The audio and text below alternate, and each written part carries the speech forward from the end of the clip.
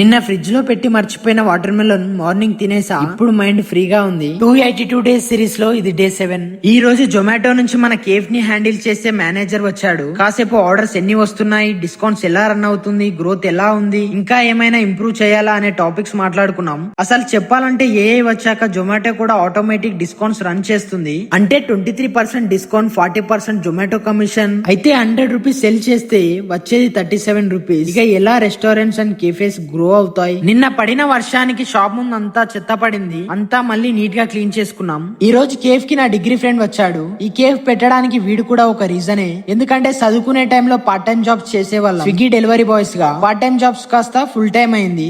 ఆ తర్వాత degree discontinue అయింది. అయినా అప్పుడు ఇంట్లో సిచ్యువేషన్స్ వల్ల కూడా డ్రాప్ అవుట్ అయ్యాం. వీడు రివ్యూ నోట్ కూడా గూగుల్ చేసి రాస్తున్నాడు.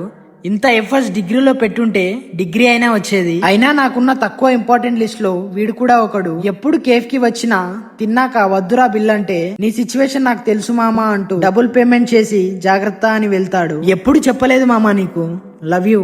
ఒకే కస్టమర్ డిస్కౌంట్ కోసం 5 టైమ్స్ ఆర్డర్ పెట్టాడు. మరి ఇలా డిస్కౌంట్స్ కి అడాప్ట్ అయ్యారేంటో. ఈ రోజు రూమ్ మేక్ ఓవర్ కోసం చాట్ జీపీటీ అండ్ జెమినీని అడిగితే బాహుబలి బడ్జెట్ లో చూపిస్తున్నాయి. ఇలా కాదు అని యూట్యూబ్ చూసా.